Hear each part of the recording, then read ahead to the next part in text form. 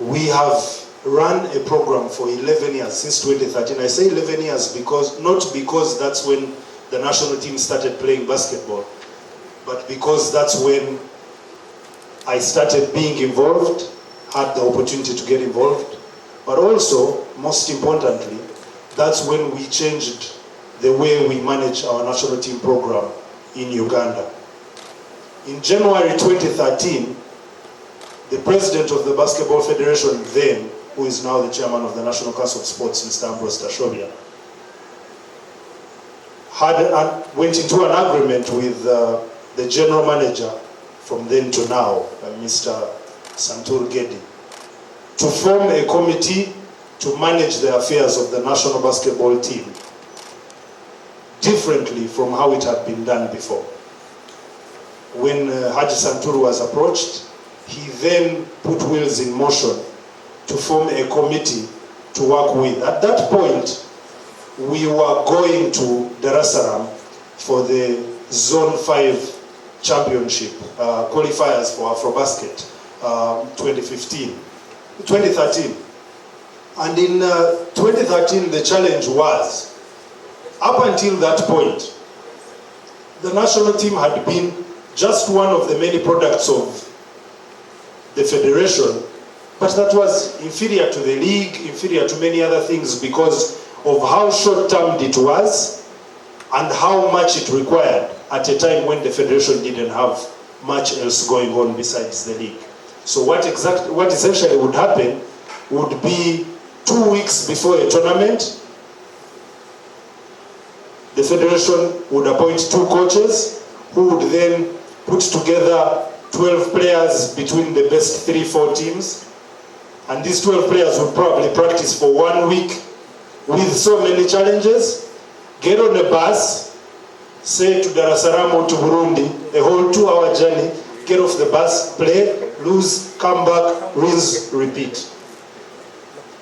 That system changed when a national team committee was appointed. And the work began in January 2013.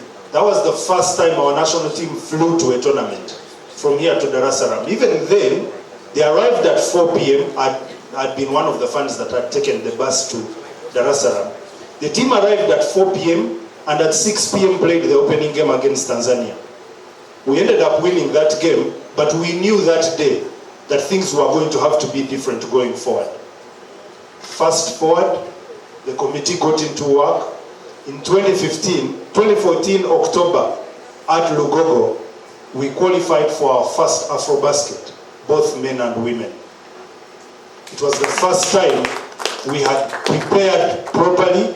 Our players were in camp at a Hotel Africana for about 2 weeks. There was non-residential camp before that. We played great. The women won the Zone 5 championship. The men finished second to Egypt, and we qualified for our first Afrobasket. Since then, there have been 3 Afrobaskets for men we have never missed.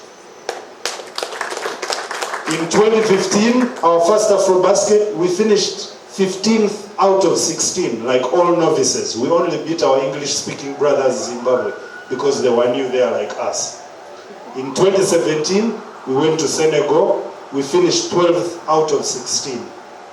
In 2021, we went to Kigali and lost in the quarterfinals. We finished 6th out of 16 with all our challenges. That's for men.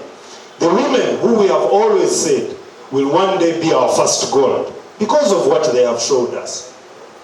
They have missed 2 Afrobaskets, but both of them have been because of financial challenges, not because of the inability to play basketball. When they have been there, they have improved every single time. We finished 10th in 2015. In 2021, when we went back there, we went to the quarterfinals, and we all still believe, everyone was at that tournament. Had it not been for an injury in that quarterfinal, we'd be having a different conversation. We still finished 7th out of the 12 teams that were at Afrobasket. I'm saying all this to say that we are a constantly improving team. We are a constantly improving fraternity.